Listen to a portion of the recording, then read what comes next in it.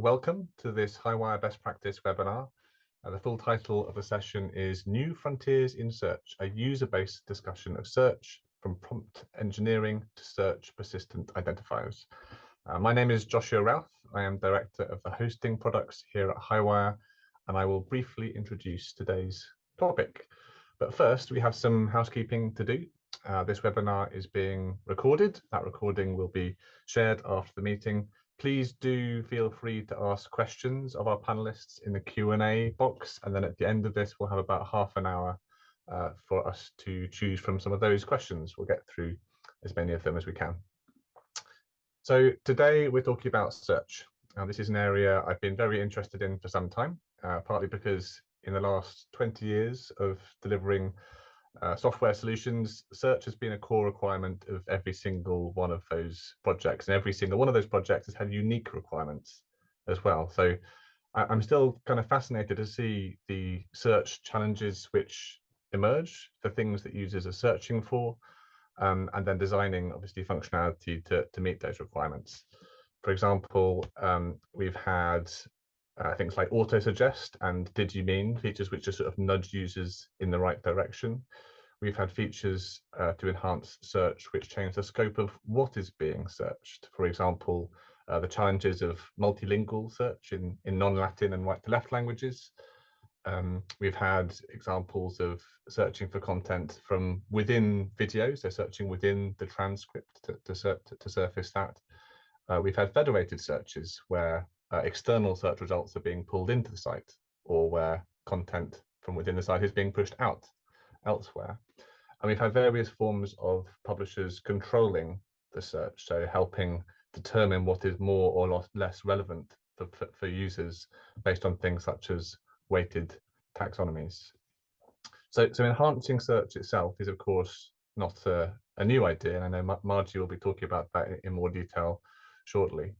But I think it's particularly important that we talk about search now, if only for two reasons. Firstly, there is, of course, simply much more scholarly literature in the world than there used to be. Estimates may vary, but by some estimates, it doubles around every 15 years or so. So the haystack in which researchers are looking for their content is simply much larger. So how wonderful that in the last few years, we have seen an absolute proliferation of new ways of searching across that content. Every day, my inbox is full of new tools which use AI to search across that giant haystack, using a range of AI techniques to create new connections, surface new details. And frankly, I think these tools are absolutely amazing. As the product owner of a hosting platform in which discovery is a key user journey, they are absolute game changers for finding content and arguably even accelerating the science itself. So at the HighWire end, like every other platform, I'm sure we have been looking at how AI can enhance search using tools similar to this and processes similar to this. Will they help users find more content? Absolutely, that is a no-brainer. But as with all features, we do need to define exactly what the requirements are and what we're trying to achieve with these features so that we can build something which is fit for purpose. And this was a really interesting exercise. Actually, it's one of the reasons that prompted this webinar to happen, because at its core, it seems quite simple. I want users to be able to find specific keywords within a set of content. And we don't need AI for that. We've been doing that for some time, of course. If we add to that a use case such as I want to find some content even if the keywords are not mentioned, well, that is something which AI is pretty great at. We've done it previously with things like synonym matching. AI does it in a whole bunch of new exciting ways. How about I want to have complete confidence that this topic has not been previously explored? Well, that begins to get a bit more challenging, right, when you've got thousands or billions of content items that you're searching across. What if as a researcher you want to prove that there isn't already a perfectly nice medical trial as you're designing a new medical trial? Prove that it doesn't already exist somewhere. That could be a challenge. Or how about wanting to know that this particular topic is relevant to me, to me an individual, rather than just anyone else? Well, that's something, of course, that Google is, of course, extremely good at, and this way a lot of publishers would understandably ask me, please make the search just like Google. but of course there are downsides to having an external organization with a range of their own motivations choosing which content is being surfaced and not surfaced, rather than it being controlled by the publisher. So there are pros and cons to that. Or how about wanting to provide evidence that I have searched in a particular way so that other users can reproduce that search? That's something which Google, of course, does not do. And with AI being in many ways quite ephemeral and transient, there are challenges there as well. And I will talk about this later with Sam's talk as well. So the more we think about it, the more diverse the search requirements become. And so as a platform provider, that's why it's important that we are speaking to our individual content owners about what they want to achieve with their search and their target personas.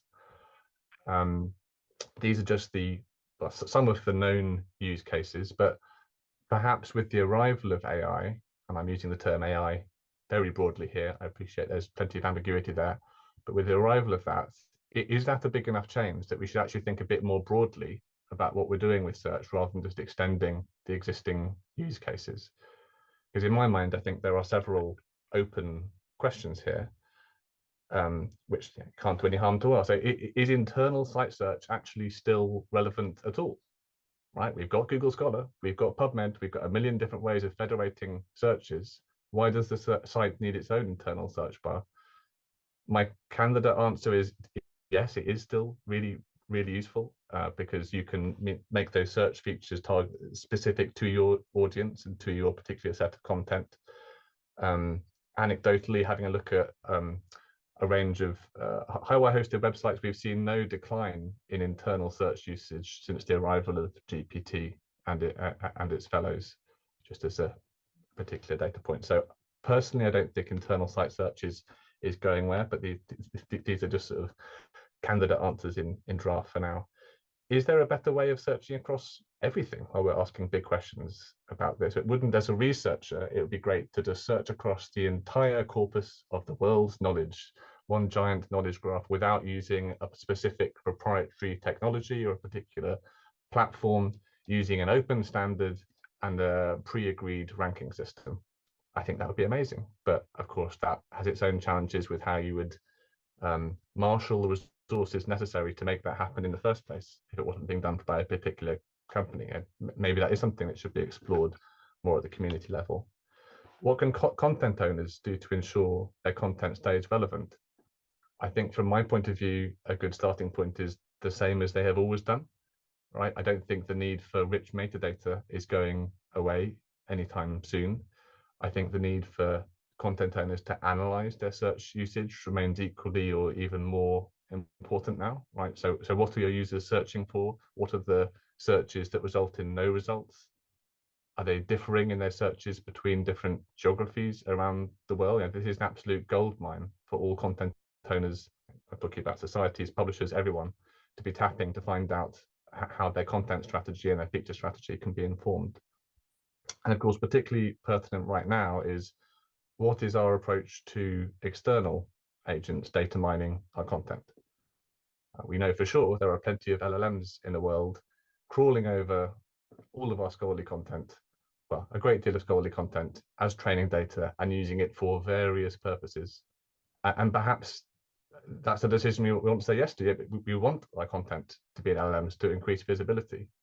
Or perhaps as content owners, we want to say, actually, no, lock the doors. We don't want that. We want to make sure it's strictly controlled so that we can monetize that content in a controlled way. This is a quickly emerging area, of course. I mean, we don't have all the answers for sure, but it's worth noting the STM Association does have a working group specifically about this. The requirements are emerging for, at the moment, if you have a look at the STM website, the Article 4 text and data mining technical recommendations are just about to come out. Well, it will allow content owners to put parameters in place to decide who can text and data mine and who cannot. And then finally, what type of search is appropriate for your users? There are many types of search, and I think what is safe to say is that one size does not fit all use cases. So I think from my point of view, we're in a very early stage of AI's development. There are many open questions. And in my mind, the best way of starting to answer those questions includes getting a set of search experts together to share their thinking from a diverse range of backgrounds and having that discussion with the community. And that's exactly what we're doing today. So we have 3 speakers with a wealth of domain expertise to help us do that, to help give context to what search is today and how we can navigate the range of different options out there. So I'm going to hand across in a moment to Margorie Hlava, the Chief Scientist of Access Innovations, who will give us more context about the history of search before looking in more detail at prompt engineering. We'll speak to Christina Ashby, Head of Researcher Experience at CABI, who will explain the story behind Search Archive, a repository for searches. We'll speak to Sam Cox, Information Specialist at the Cochrane Library, who will talk about the role of search in research methods.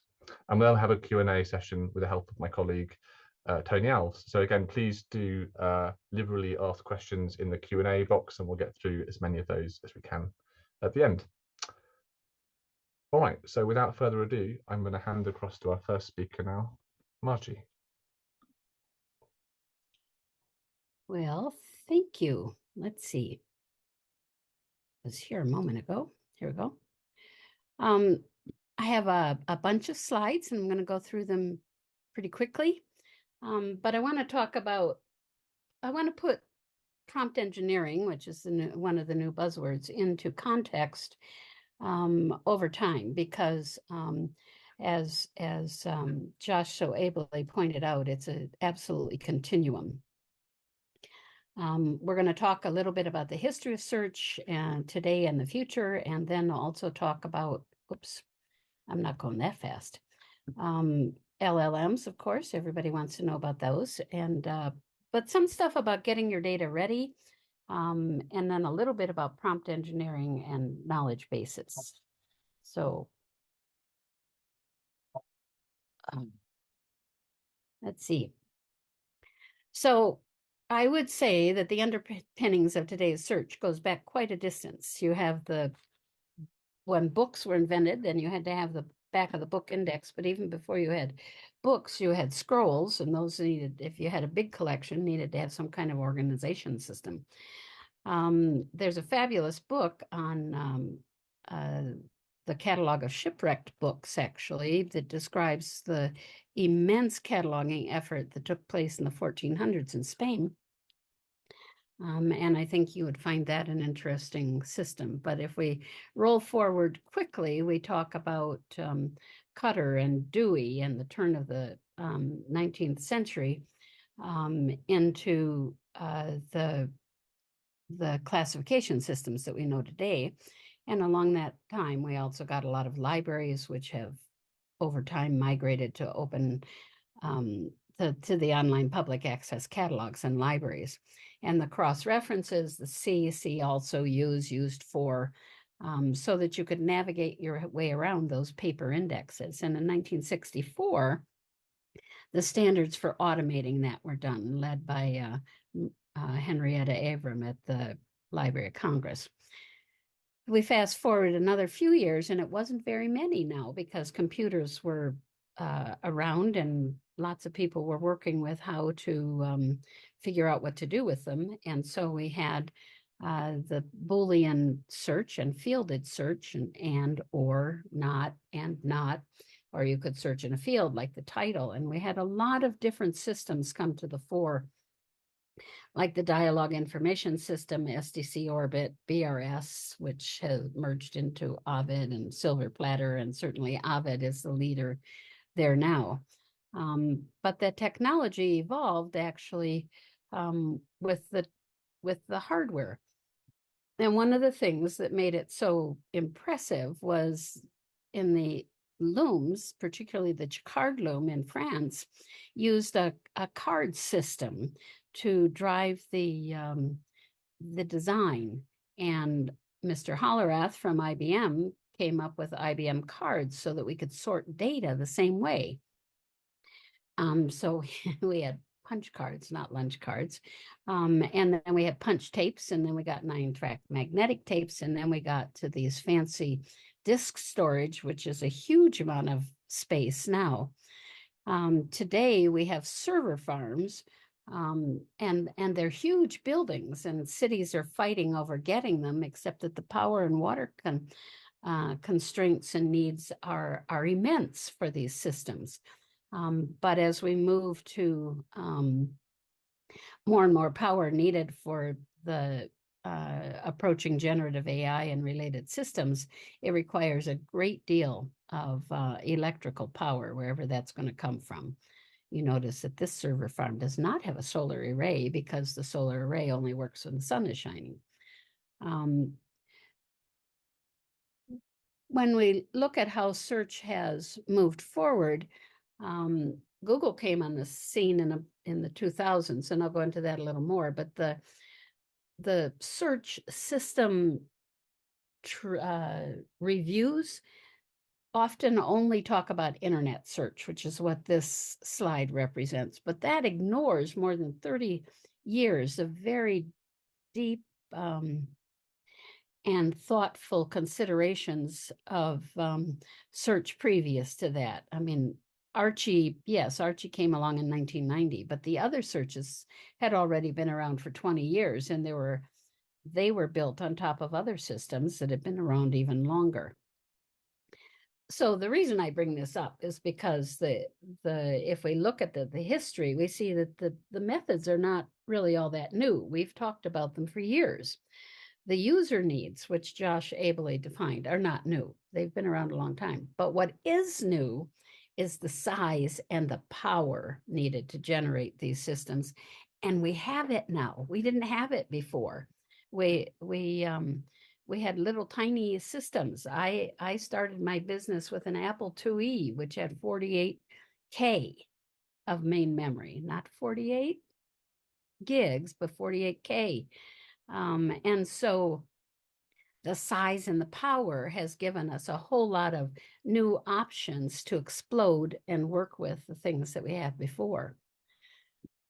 So I went through we did it by hand, and then we did Boolean, and people flirted with natural language for a long time, and with co-occurrence and predictive search that resulted from that. Then vector search and federated and relevance and co-occurrence, which is what Google uses to a marked degree. More recently, we have image search. You can point your phone at a plant or a bird and say, what is this? And it'll tell you with pretty good accuracy. And we can now also search on graphs. We can look at interactive search, and it's iterative. The traditional dialogue search was a cat or dog, maybe in parens, within 5 words of nutrition or food, and maybe you wanted to stem the word or truncate it. But now you could explode the synonyms from a controlled vocabulary and go from just the word heart attack to all of the synonyms that were included as an OR Boolean command. And that's a really cool way to search because you have all of it. Or there's some systems that explode the synonymy behind the scenes, so you don't see it, but the search system is taking care of that. Google got registered as a company in 1997, and it's had command of the market until about 2 years ago. And now they are struggling to figure out what to do. But all of these things that they introduced, like did you mean and synonyms and autocomplete and universal search and so on, were things that other people were already using when they came onto the scene. So they launched them with great fanfare, but they were there already. And we're finding a lot of that in the newer systems. It's hard to tell whether it's a jumble, all these internet searches that we had, Internet Explorer and Bing and Google and so on, or if we have the newer ones that are coming forth with OpenAI or Bard and so forth. But everybody seems to be using generative AI. And this is a little tiny market map, but the reason for it is to show you how many players there are by different kinds of search, explore and discovery, and all kinds of search that you can have, including human interactive, which is this one over here. So the evolution from the back end, from fielded with Boolean, which is still possible, to relevance ranking, to full text queries, personalization, so that we would all know what we that we wanted the search to do it within our own parameters, all the way up to the newest things in the horizon, are a continuum. And if we study a bit about the background, then we're a whole lot better equipped to understand what's coming at us now. This is just an example of a couple of those aim your phone, like this fellow's doing here, and identify a plant, which as a botanist who specialized in taxonomy before I got my start in information, is just mind-boggling to me, instead of sitting out there and keying out the plant in a book. So search now is a whole different kind of animal. It's generative AI and ChatGPT, which leads us to prompt engineering, which is a way to get your information out the way you really want it. And we have a lot of other things that are now really helpful, like you can cite a DOI and go right to the paper. The system might suggest additional topics, give you more like these that are statistics-based or can be taxonomy-based. And we're fortunate to have both Cabby and Cochrane to show us some of those today. Visual search is certainly a new way to look. They use it in airports to look for folks of particular interest using facial recognition and all kinds of things. But what's old is new again. What we used to call selective dissemination of information, or RSS feeds, really simple syndication, and saved search are coming forward as keep up to date, so that you have an idea of what's available on your topic on a daily basis. It forms the basis of news feeds. Relevance, which has been the basic detour that we took in search with Google, has been on its way out, and the user interaction, asking the system more until you get exactly what you want, certainly seems to be the inactivity now. So AI, the simulation of human intelligence processes by machines, can't think for itself, not yet anyway. But ChatGPT, which is an interactive discussion that you can have, or lends itself to that appearance, depends a lot on not only what you just asked, but machine learning in other ways, from lots of data in detected patterns, and then it's categorized to give you some answers. It's fun to play with. Very rapidly evolving. People are struggling to control it and its outputs, which I think might stifle innovation, but I'm not a politician or a policymaker, so I'm just going to work with the technology. It does require lots of vast amounts of data to train, and it'll take anything you got. But it enables the machine to predict future paragraphs based on what was said before, and the more you have, the better it's going to be. So it has many, many moving parts, and but it's fairly traceable in how it works. It's not totally a black box if you have some kind of background in search. The linguistics are fairly well structured, in that their phonetics, as well as the morphology, the syntax, the semantics, the practical aspect of how language is used in context, and keeping track of how the language is changing is important, and how people are changing the way they use language in society. The word nannies are out telling you can't call it that, you got to call it this. But people did call it that 2 years ago, 10 years ago, 30 years ago, 100 years ago. And if you want to have a comprehensive search, you have to have all the ways that people use that language, whether it's the appropriate language today or not. Also understanding how human language processes, you can computerize that and so that you can send it back. Sentence structure, for those of you that are old enough to have diagrammed sentences in your English class, is crucial in the syntax options and so forth. So there's a lot of linguistics behind the system. It trains by learning from itself. It learns from the resources that are deposited into the system and from those interactions. So it analyzes the grammar, the order of words, their possible meanings, all those synonymies, and there are many of them, and there are also many word banks available that can give you that information, or you can use an outline of knowledge from a particular subject area, which might be called a taxonomy, to focus that information. Whatever you use, once you figure out how they fit together, you can make a prediction about what might happen next, including all the dependent clauses, and it looks like a very human response. Chat boxes have been around for a long time, so this is not ChatGPT exactly, just chat boxes. Because they go on predefined rules and scripts, they're sometimes incredibly frustrating.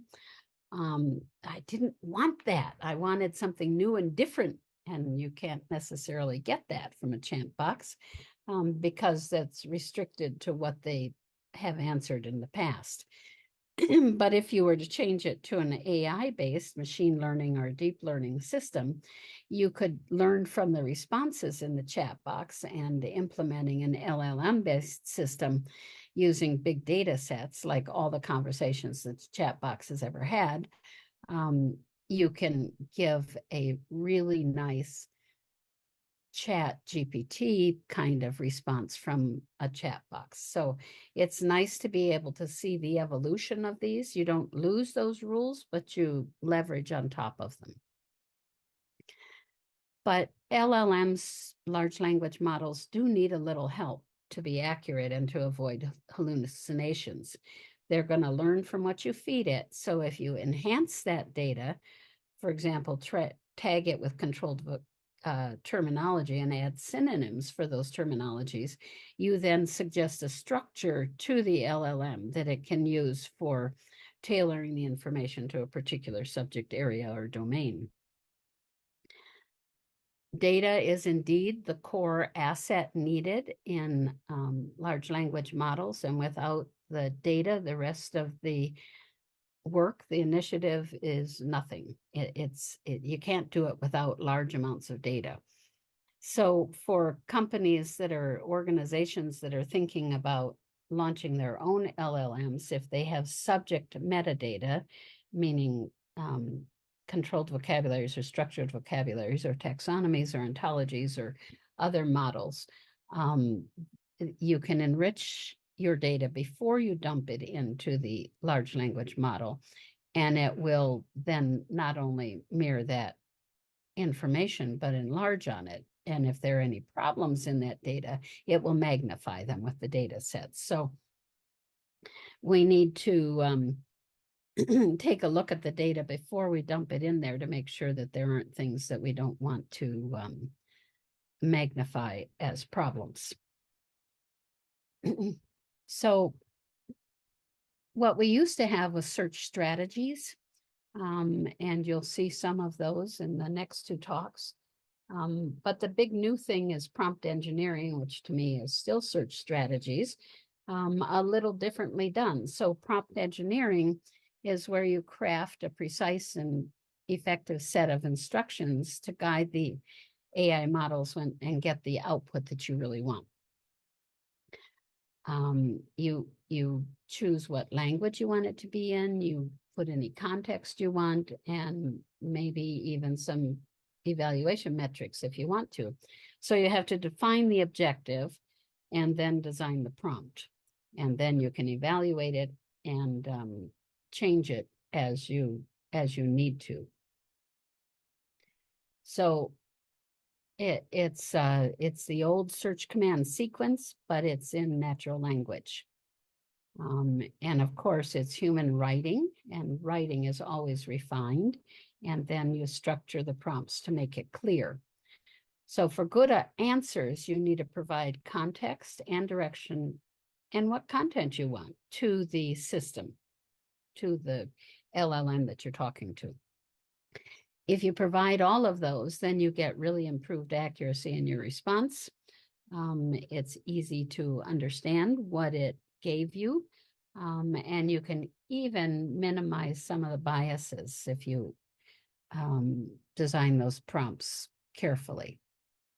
So when you make those queries, define what you're looking for, what action you want the system to do, and then what kind of summary you want, if you want one.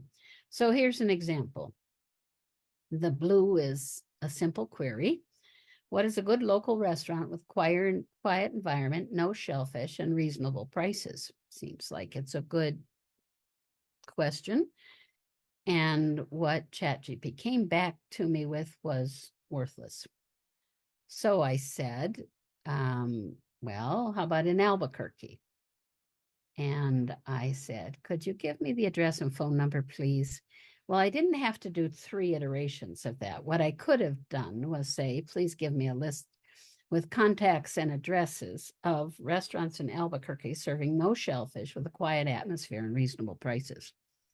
And it indeed came back with exactly what I wanted. This is a very, very simple query, but you notice that the difference in the ways that they were formatted, and that gave a much quicker response. So we can get much more elaborate in prompt engineering, and I'd be happy to talk with any of you about that, but this gives you an idea or a flavor of how we handle it. Another thing that people talk about is grounding, and that's another way to say you need to kind of enrich your data with some domain-specific context to get what you want back. Grounding is also known as RAG, or retrieval augmented generation. We're going to link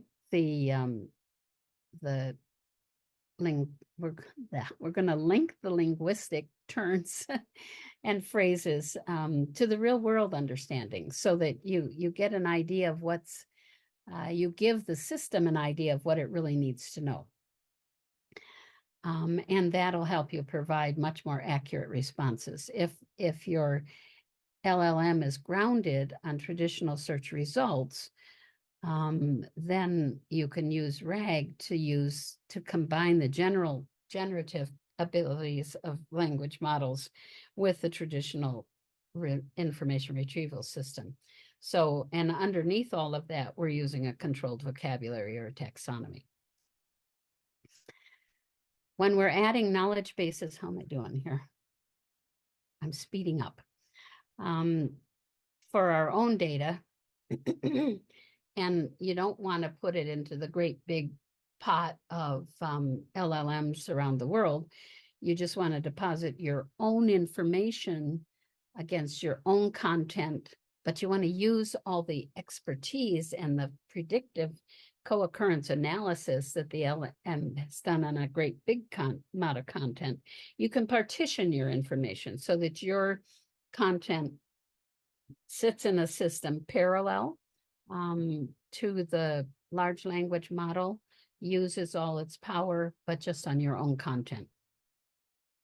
So you're using it then to get the general answer. And if you wanted to expand it sometime, you could expand your query to the general language model, the great big one. But if you want to just focus it on your own content, people are increasingly putting that into their search systems so that they can just use it locally. For that, you do not need an XML structure, but you do need to train. You need to add the RAG to the data. This is an example of that. It's a chat box system, and when you look at the system, you can see what's there. It's a hybrid LLM service, and at the top, it's added keywords to the search so that people can do people can put their query in, goes through the interface, it has both the local LLM and the remote one, the big one. And underlying that is all the normal activity that the LLM will provide. The enrichment process is pretty straightforward. You might have your source text, you're feeding it into an LLM trained set, and then people can go into put their query into the chat box. Chat box is going to look at the LLM, which has used all this stuff in the background, and give back an answer to the user. Behind the scenes, you have the LLM train set, and you might have your own source text separately. And that source text has been enriched with suggested keywords that might come from a system such as the one that I have, which has a lot of pieces behind it, including a knowledge domain or taxonomy. So the problems with the examples that I just showed you are that you can flood the system with data that's not really interesting and not appropriate to your question. And so the answer is not precise. You want to be able to fine tune that system with continuous updates and making sure that you're continuing to focus the data. And you do that with the taxonomy applied as an incoming filter to the data. So you're enriching it as it gets loaded to the data, and then it's added to the content responses. And those constant additions are based on the logs of the incoming data. So taxonomies can help an LLM by understanding the input, getting some content organization in there, helping with the knowledge expression and query expansion, as well as synonym expansion, and certainly help with quality control. So if you're going to do that, they would guide decision-making, they would enhance understanding and improve consistency, which does facilitate the interpretability of and my system always wanted to call it interoperability, but it's the interpretation of the data itself, which will certainly help in areas such as regulatory areas and supporting compliance. So what I've covered, and I hope I'm still in my 20 minutes, is a bit about search, something about LLMs. It's a very broad overview, getting some notions about how to get the data ready for an LLM, a thumbnail about prompt engineering and how it's built on top of previous search query knowledge, and then of course adding knowledge bases to it. So I know that was a thumbnail. It's really a fast overview of a topic that could probably take all day. So if you have questions, email me. I'd love to chat about it. And I'll turn this back to you, Josh. Great, Margie, thank you so much. That was, from my point of view, extremely informative. I particularly like seeing where we are now in the context of the previous technical steps that have led us here. And makes me think, of course, in a year's time, we're going to be seeing some additional very new technology probably on that same journey. Who knows what that would be. Okay, thanks. I'm going to try and keep the time. So we're going to move over now swiftly to Christina, please.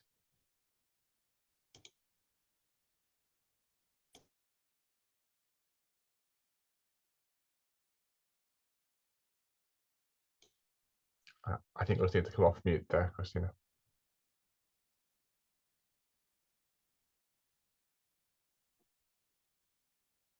I think I can see on the interface, Christina, on the Zoom interface, you're still on mute, I think.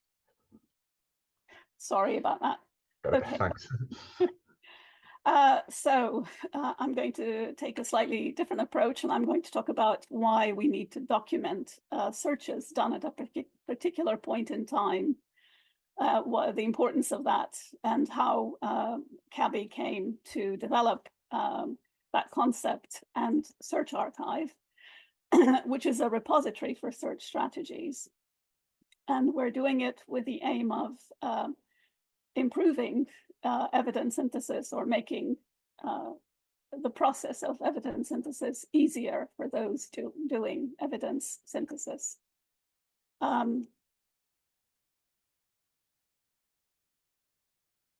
Okay, so in brief, Search Archive is an open access resource that was launched in 2021 to support researchers to store, discover, and share evidence synthesis strategies consistently.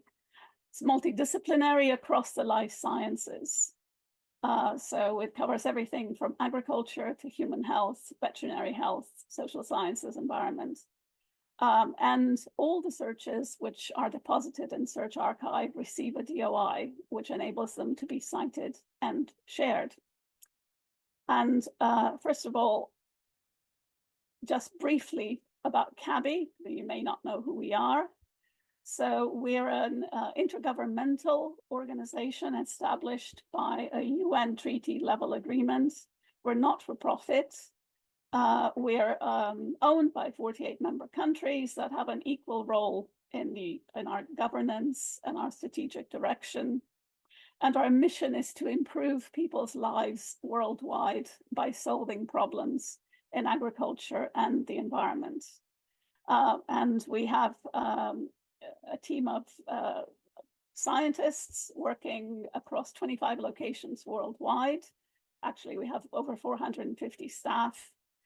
And they work with key partners, donors in over 40 countries around the world to address issues such as food security, food safety, and international government. We're also a major publisher of scientific information for books, digital learning, databases, and compendia. And the origin of Search Archive begins with our scientific databases, which have been around for many years, actually since CABI was first founded back in 1910. So we have two major databases, CAB Abstracts and Global Health, and between them they cover more than, close to 15 million abstracts altogether. So nearly 12 million abstracts in agriculture, the environment, and applied life sciences. And Global Health is dedicated to public health research and practice. We also host a lot of full text content, which is only available from us. It includes things like Ray literature and things like reports and conferences, journals published in developing countries, which are not available anywhere else. They're only available from us. And also, importantly, as Margie was mentioned, we also have our own controlled vocabulary, the CABI thesaurus, which is a very rich taxonomy that includes descriptive terms, over 500,000 descriptive terms tailored for our domain, the applied life sciences. So our databases are used by researchers performing evidence synthesis.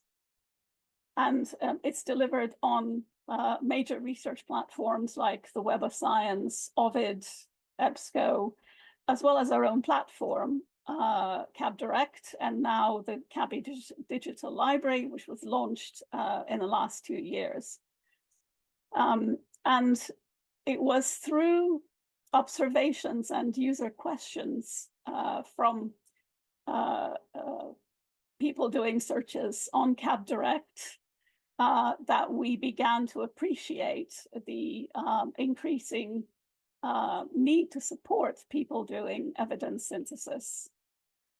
So we noticed, so I've been working with CABI since 2000, and I've worked with our database platform since then, and saw it through various versions and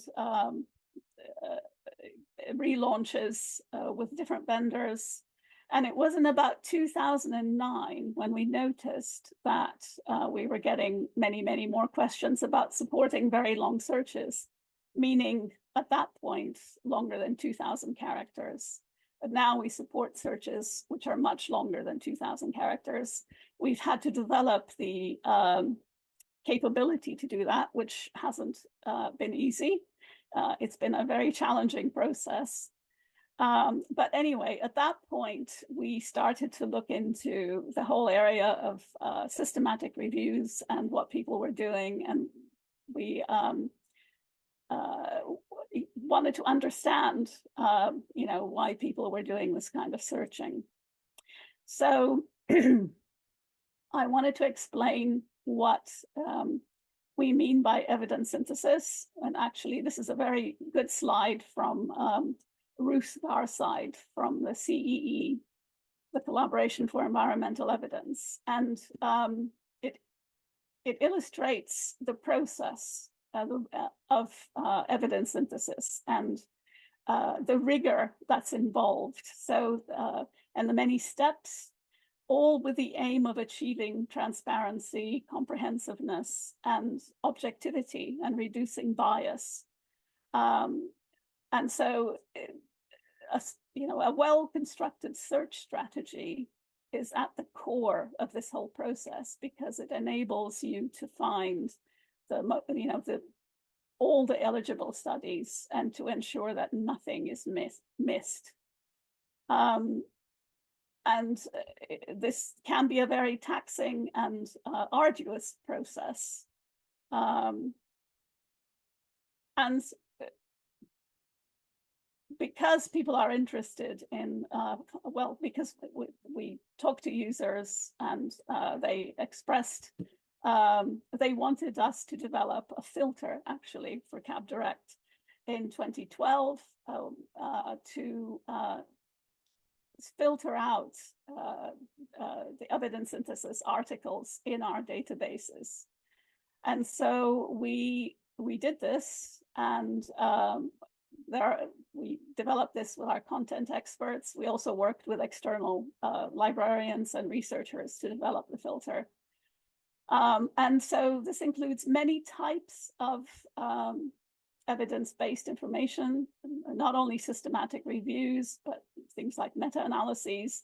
And these are now continuing to proliferate. And so we're getting more and more types, things like rapid evidence reviews, systematic maps, umbrella reviews, literature reviews, scoping reviews. These are all, fairly recent developments in the last 5 years or so. And we've seen this proliferation across all of the disciplines that we cover. And actually, in fact, we applied this filter to our databases. And this slide shows the trend from 2000 when we first had 313 articles which fitted into the category of evidence research to a peak around 2020 to 2021, the time of COVID, when everybody was bound at home indoors doing desk research. Basically, they were doing a lot of evidence synthesis. But this graph clearly shows the increasing trend towards doing more and more evidence synthesis across all disciplines. So as we became more and more aware of this trend, we wanted to find out more about the needs of people doing evidence research and what we could do to support them. So in 2020, we developed a survey along with a group of 6 librarian specialists in evidence synthesis that went out to 3,000 individuals. This consisted of researchers, librarians, and practitioners. And 330 of them responded, and you can see the kind of mix of people who responded. So a lot of researchers responded to the survey and librarians, but we also had some, veterinary practitioners and graduate students and faculty members, etc. And so what this survey told us, it told us more about the challenges of evidence synthesis and search.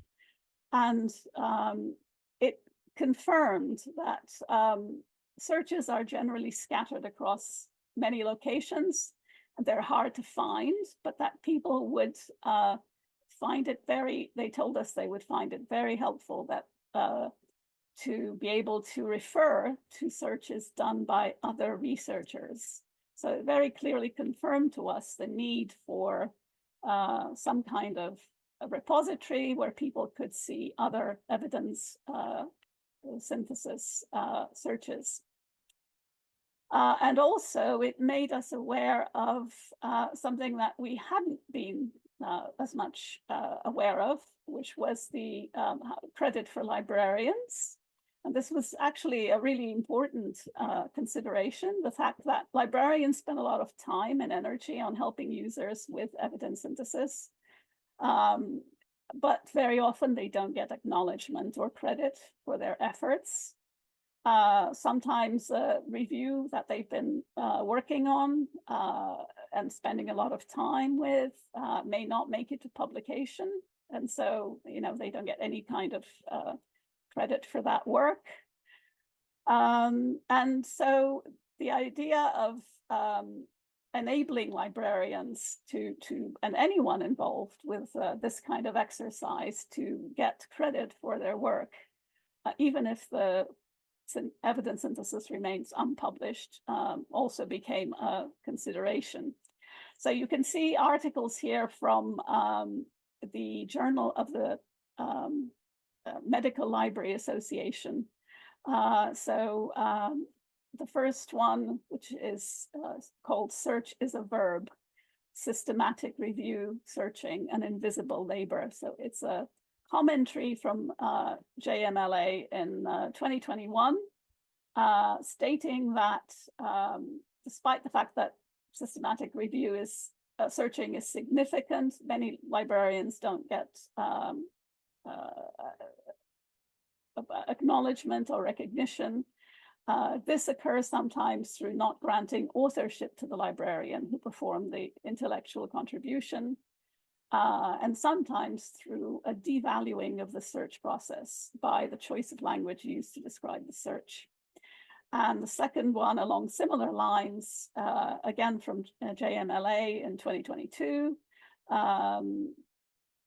stating that nearly a quarter of responders to a survey reported being denied authorship by colleagues outside of their departments, so faculty and other researchers they were working with, and that authorship negotiation among health sciences librarians involves complex and frequently negative emotions, and denial of authorship is frequently reported.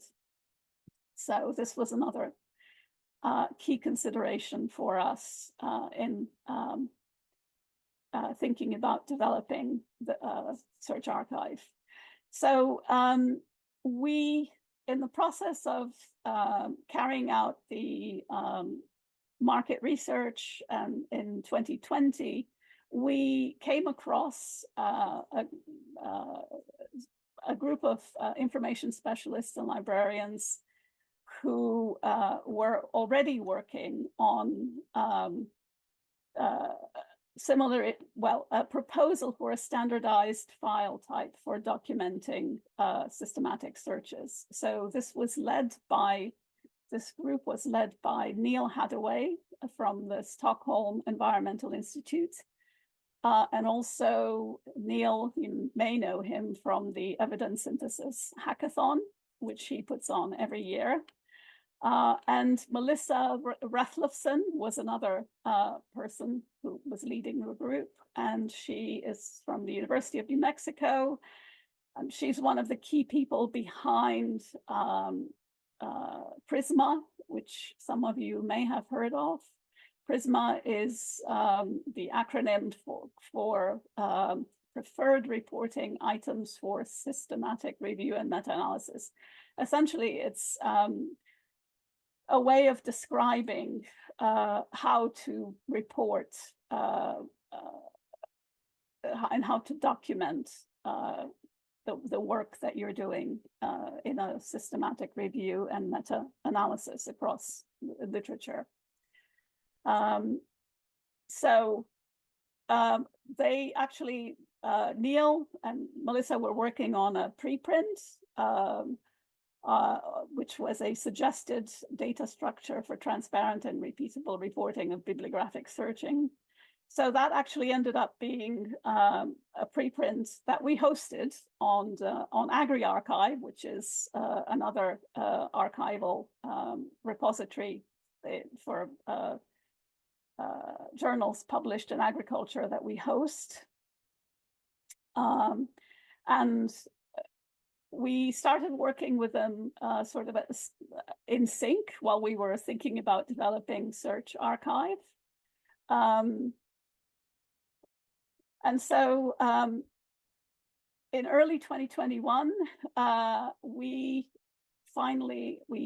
started to work with Neil and Melissa to develop a platform for documenting and sharing search strategies, which would be underpinned by the standardized file type to document systematic searches that they were working on, that they had been working on. We kind of worked on that, developing the file type with them, to arrive at a sort of standard that we thought we might be able to use on Search Archive. And it was clear to us that the site would need to be open access. We saw it very much as a service to our core group of database customers using our products. And we also, with a view of developing, we were working by then on a CABI digital library. We also thought that was hosting Search Archive would be a great way to enhance the stickiness of the new platform. And we thought it was a good complement to hosting the databases on the new platform. So with Search Archive coalesced in 2021, it was launched actually in September 2021 as a very simple WordPress site initially with very limited functionality. But we sought feedback from the user community. And we formed, the advisory group for the site includes many members from the original working group. And it represents the different communities of practice that we serve. And we decided to take searches from across the life sciences, from agriculture and environment and human health and veterinary medicine. And we also decided to index all of the records deposited in Search Archive with our own CABI thesaurus terminology to increase discoverability of the content. Then in 2022, we migrated Search Archive to the new CABI digital library when that platform was launched. So our aim was to achieve consistency and transparency in how searches are reported, shared, and stored. And the key thing about Search Archive is that we view each specific search performed on a database and platform combination at a specific point in time is as a distinct entity, because the search settings will be specific at that point in time. And so therefore, we treat that as a unique record and we assign it a DOI. And this is an important point because an evidence synthesis exercise may often involve searching across, in fact, it usually involves searching across multiple databases hosted on different platforms, and they all have very different syntax, even although the general aim is to find information for that evidence synthesis. The syntax that the user uses for each platform and database will be very different. And we moderate all submissions to the site.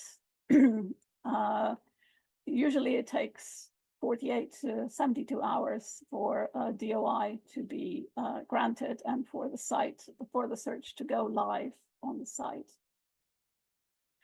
And so when a user wants to submit their search, there are 4 key areas to fill in, basically, and 15 mandatory fields, but 4 key areas about the search, about the authors, about the database settings, and then they also need to choose a license.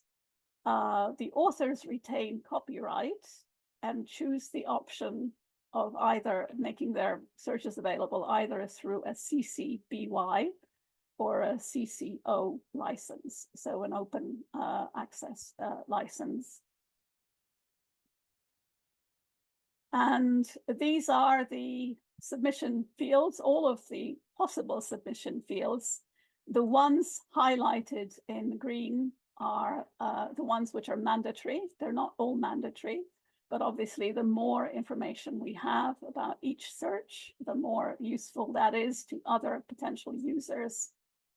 So we capture the search title, the type of search. We ask people to tell us if it's a single search string or a complex search strategy that they're depositing. The actual search expression itself, when the search was exported and conducted, and if it was updated. We also want to capture that information because, again, it's about looking at that search at a very specific point in time to understand how it can be made to be reproducible if somebody wants to repeat it at a later point. We capture the database name, the database provider, if known, and that's actually the copyright holder of the database. That's not a mandatory field, but many people fill that in. The platform. These are settings to do with a specific database. And we also have a field that allows authors or people submitting searches to add any information they want about a search within, anything which I think is relevant. Some people use that to indicate the number of results they found for the search. We capture the review question that they're trying to answer. That's a mandatory field. A description of the context of the search, which is very much like an abstract, telling other users what the evidence synthesis was about. We ask them to add their own keywords, and then in addition to their keywords, we also index, as I said, the deposited searches with our own vocabulary. And importantly, the quality appraisal, which asks them whether the search is an exploratory search, if it was peer-reviewed, if it was validated against other articles, if it appears in a published review or appears in a published protocol, and if they can provide the DOI or the hyperlink for those for that information. That's also very useful, although that's not mandatory. But the quality appraisal is mandatory, and we actually get, I would say, perhaps a third of the searches deposited are exploratory searches. So it's very interesting to see that. And then finally, the authors. and who they are and their affiliation, etc.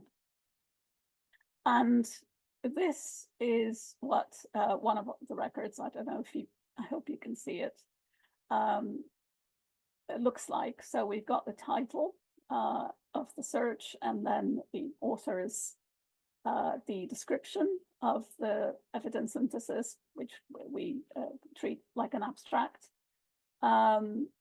The type of search, the database searched, in this case, it was the Web of Science core collection platform.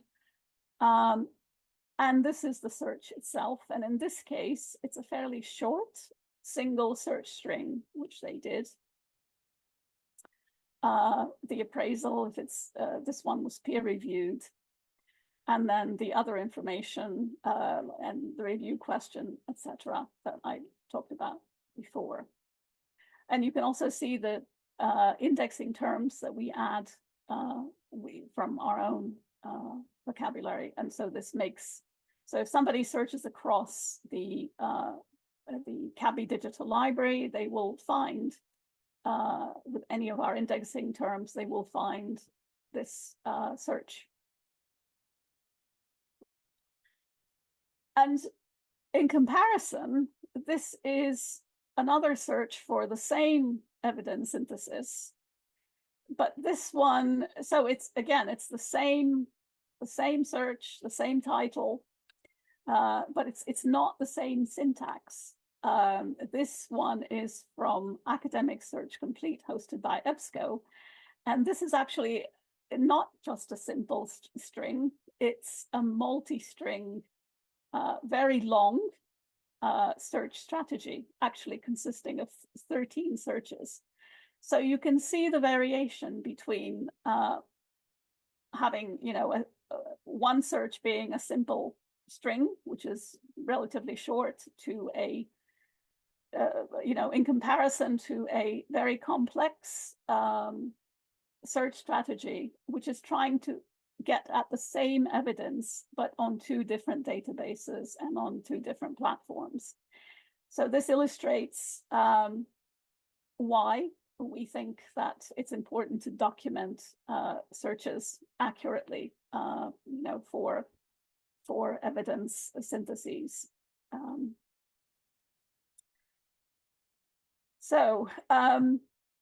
Since we launched Search Archive, this is a graph showing the number of submissions per month. So you can see that we started actually in September 2021, we had 22 searches deposited on the site from 2 submitters. So that the green line indicates the number of people submitting searches, and the blue line indicates the number of searches being submitted. And you can see that it's grown kind of fairly regularly, and it's hitting peaks at various times of the year. So last year we had, in March and May, we had a large number of searches being deposited. And also in August. And I mean, the deposits tend to follow after sort of key conferences or right before key conferences. It's not always easy to predict, but suffice it to say that the number of submissions has grown and continues to grow, and actually surprised us. It surprised us how well the site has been accepted by the community for whom we intended it. I mean, it was all very experimental in a way, and it's really grown and been accepted and appreciated by the community for whom we intended it. And this graph shows the number of views of full record views on Search Archive, which averages roughly around 1,100 to 1,200 views per month. And this kind of follows a more So the pattern is more of that one that we see for people using our products. So, which generally tend to hit kind of peaks in around spring and in the second half of the year. But in any case, the number of record views on the site continues to increase. So as I said, Search Archive was migrated to the CABI Digital Library, our new platform, in June 2022, and this gave us the scope to add some important functionality, which we didn't have when we first launched the site, and which users told us was important to them. So this included archiving through Portico. So all of the searches are permanently archived. So this was really, really a key consideration, especially for librarians, as you might expect. Also, exporting citations is possible of the searches and personalizations. Users can save records to their own accounts and export them. And we also were able to, in the last year or so, we were able to add the ability to submit multiple searches in a single submission. So, which means that people don't have to keep repeating the same information. If they're doing 8 searches for their evidence synthesis or systematic review, a lot of the information will be the same across those 8 records. But so they don't need to repeat entering that information. They can do it in a single, with a single submission. They just need to tell us the actual search strings and the databases and platforms they were searched on to copy the variations in those searches. And we also linked some of the key fields that users use for a submission on the submission form to the Prisma S guidelines. This was again a request from especially people doing medical and veterinary systematic reviews. And in future, we are looking towards further improvements as the platform develops. And people have told us they want to be able to copy a working entry without having to submit it first, which they can't do at the moment. And the ability to hold an entry in an edit format prior to final submission, which again, isn't possible at the moment, but we're hoping to investigate ways of doing that in the future. So finally, the launch of the site, as I said, has generally been really appreciated by our user community, and we've received many really positive comments, like this testimonial from a researcher at the University of Melbourne, which is nice to hear, saying that it's a fantastic open science initiative, and he shared it with colleagues, and he's going to reuse it again.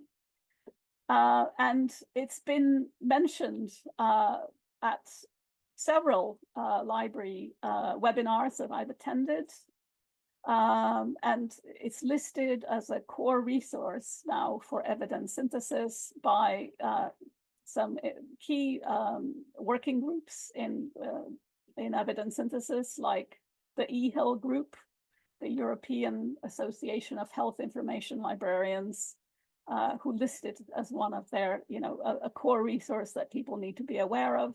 Also, the Medical Libraries Association people, they also really like the site and view it as a core resource. So it's been a great ambassador for us and for our activities. Christina, thank you so much. That was extremely insightful. And I think from my point of view, provides a really interesting counterpoint to the AI-based search that we were talking about earlier, having this very, very detailed and specific type of search. That's actually a research artifact in itself. I'm conscious of time. We are running a little bit over, I'm afraid, so I'm going to pass quickly across to Sam. Now, over to you, Sam.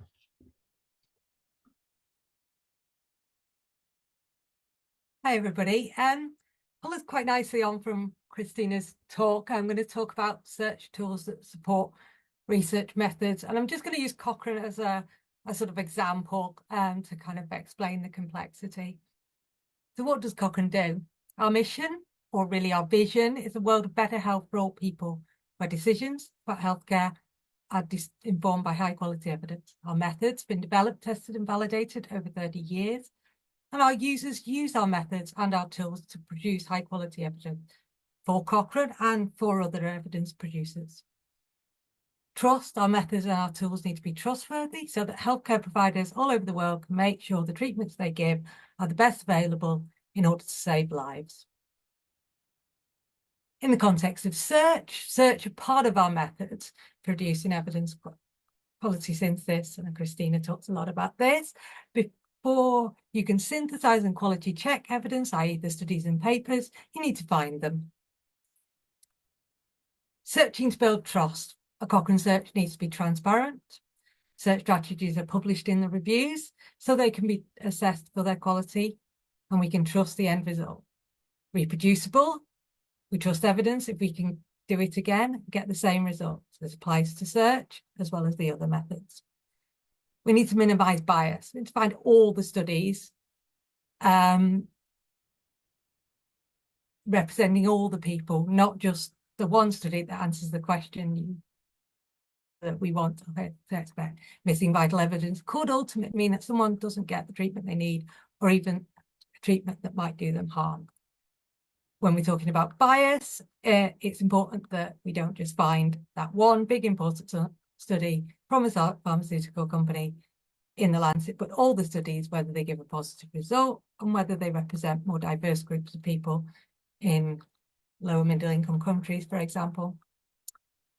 What does that mean in practice? Well, Cochrane Library isn't just a journal. It's really a series of databases. Cochrane Database for Systematic Reviews, which is approximately 9,000.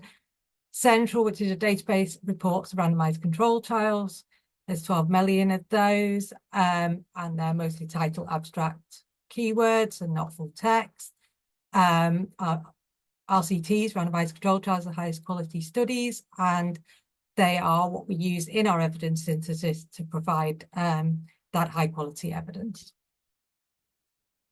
Our tools, we have 3 tools for searching those databases. Your basic search box aimed at sort of all users, advanced search tool, which is a guided approach to allow people to sort of construct using Boolean terms. This might be the sort of thing you're quite familiar with. It offers help to kind of conduct a more complex search. And then we have a third option, which is your search manager tool, mostly set up to Search Central, a database of 2 million randomized trials, aimed at expert users to design search strategies to meet the requirements of our methods. Enables users to create those multi-line strategies that Christina looked at in her database, using and or, but also other things like adjacency, field operator date limits, publication types, and medical subject headings developed and managed by NLM. Why is Cochrane search so complicated? Well, why is search for evidence synthesis, as Christine described? It's not unusual to have search strategies between 50 and 100 lines and even more. This is in order to minimize bias. We're always trying to balance sensitivity and specificity. Sensitivity, finding everything, all the relevant studies for your topic, but being specific at the same time, less of the studies that aren't relevant. Ranking a large number of results by relevancy isn't helpful. Our users will look at every single article they retrieve, and it's critical that they find everything, but they need to be careful to conduct their search in such a way that there isn't too much that's irrelevant that they still need to look at. they need all these features to be able to flexibly and control their search strategies to perform this task. Transparency, we offer lots of tools to accurately report searches in published reviews, features to allow reproducibility, saving searches, sharing searches, limiting by date. And we also aim not to change things radically with short notice. It's really important we don't change things so that users can come back later and run their searches and get the same results. Then if an information specialist at a guideline developer needs to run a search 6 months from 6 months ago in order to get a guideline published that's up to date, they need to trust that they can do this, as an unpublished guideline or one that is out of date can affect the people's healthcare and their lives. Complexity isn't always a vice. Our complexity is part of what we do. It's our unique selling point, really. Our tools support what we do, producing trustworthy evidence. Our users value complexity because it supports their day-to-day tasks. We aren't the only providers of this sort of complex search. I think we've talked about that a lot in other people's talks. And we validated this with recent user research with information specialists and librarians, which validated that our tools did what they wanted to do, supported their processes, and they really didn't want things to change in any drastic way. We maintain our tools to kind of position ourselves among those providers of complex search, not by making tools super intuitive for everybody. And that's talking about specifically about Search Manager and not those more tools aimed at less experienced users. Why our users tell us they hate Google and that drive to simplify search interfaces. Talk again about reproducibility. The search you do on Google is not the same one as me. We get different results. I think Josh talked about this at the beginning. Bias, it isn't possible to look through all the results of a Google search.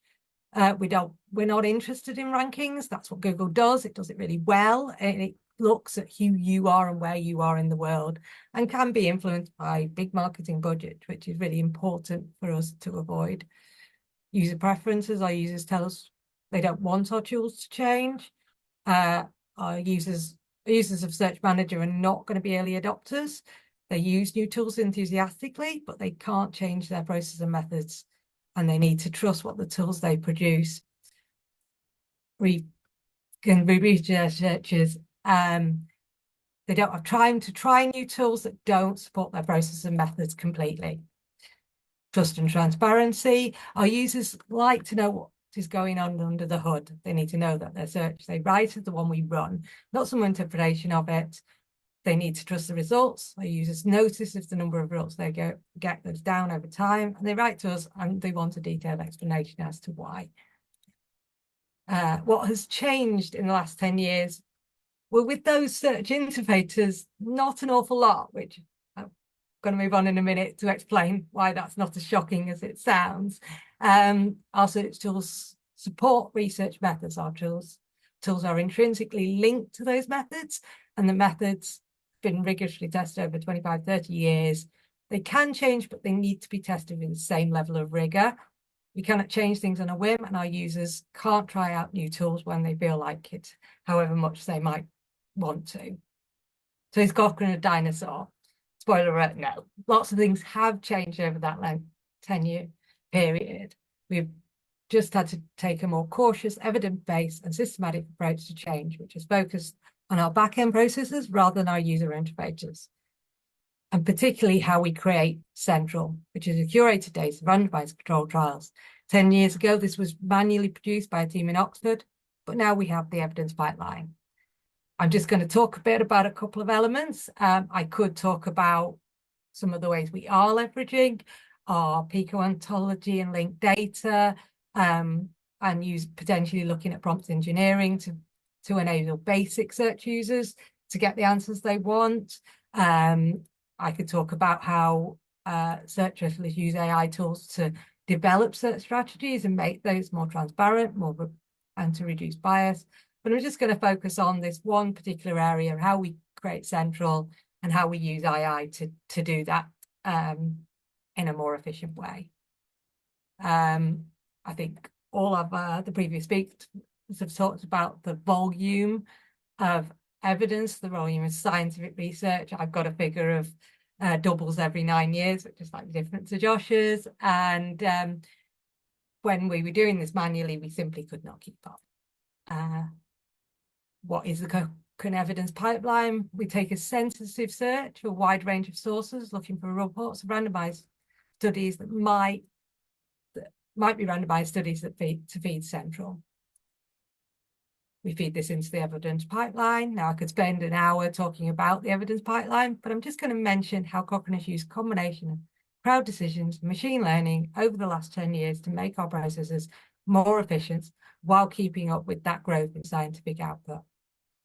Now, this is going to be a bit brief. I'm not the expert on this topic. If you have detailed questions beyond what I can answer, there's plenty more information I can direct people to. We started with Cochrane Crowd, breaking down a large corpus of data, in our case, lots of reports and studies that might be randomized control trials, and taking a cautious approach whereby we require multiple consecutive agreements as to whether a report is an RCT or not. Those decisions made by Cochrane Crowd trained our machine learning model. The model gives these reports a likelihood score as to whether it is an RCT or not. And we continue to take a cautious approach. Where we only trust the machine's decisions at either end, rejecting those with a score of 0% automatically, and automatically including those with a score of 100%. Cochrane Crowd still assesses all the rest. And this is a virtuous circle. It continues. The crowd's decisions continue to train and iterate the model to continue to increase efficiency so that we can continue to keep up with the growth in scientific output. That was a bit of a whistle-stop tour, but find out more. I mentioned our user research. We've got a blog that just kind of summarizes that there. And visit the Cochrane Library to help make informed decisions about your own health, and get involved, become a citizen scientist, screen some records for Cochrane Crowd. Sam, thank you so much for all of that information about the great work being done at Cochrane. We'll need to call it a day now because we are at time. My apologies for not getting to the discussion. There was such a lot of useful information there from all of our speakers. So thank you to all three of you. Also, thank you to all of the attendees. It was great to see so many people registering and attending today. It shows the ongoing interest in this topic. And I look forward to seeing how the conversation about search continues to evolve over the months and years.